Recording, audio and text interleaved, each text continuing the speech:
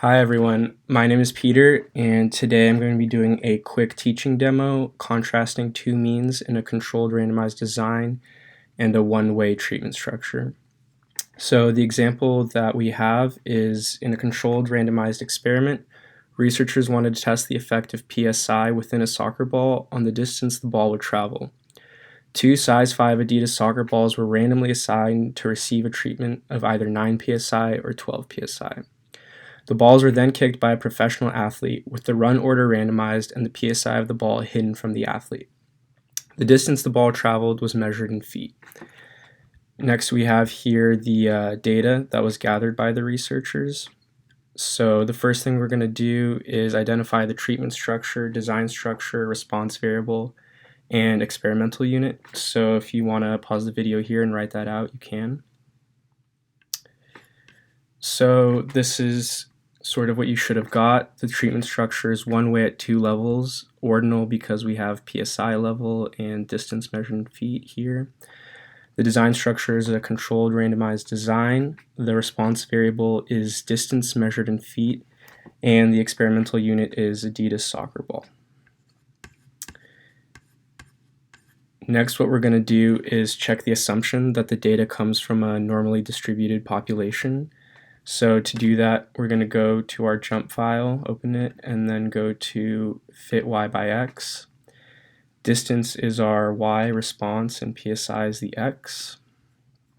Then we're going to go here and go down to normal quantile plot, plot by actual quantile. You're going to get this table here. So based on the relative linearity shown in the normal quantile plot, we can say that the data does come from a normally distributed population. Next, we're going to check the assumption that the two populations have equal variance. So once again, if you want to write out the null and alternate hypothesis for that, you can pause the video and do that. So this is what you should have got. The null hypothesis is that the two populations have equal variance, and the alternate hypothesis is that the two populations do not have equal variance. And to check this in JUMP, we're going to go back and we're going to go down to unequal variances. And then we're going to scroll down and look at Levine's test here. So this is what it looks more close up, Levine's test. And based on Levine's test with a p-value of 0.2440, we do not have sufficient evidence to conclude that the distance variances are different for the two PSI levels. Therefore, it is reasonable to conclude that the two populations do have equal variance. Next, what we're going to do is run a test actually contrasting the two treatment means and then write out the conclusion based on our JUMP findings. So if you want to pause the video and write out your null and alternate hypothesis, you can. And this is what you should have got, more or less. The null hypothesis is that the true mean distance for all balls receiving the PSI 9 treatment is equal to the true mean distance for all balls receiving the PSI 12 treatment, and the alternate would be that these two means are different. And so to actually test this, we're going to go back to JUMP, and we're going to go down to means ANOVA pool T. And this is what you should get, this output here. Here it is a little closer up. And so this is the p-value that we're focusing on here, 0.006.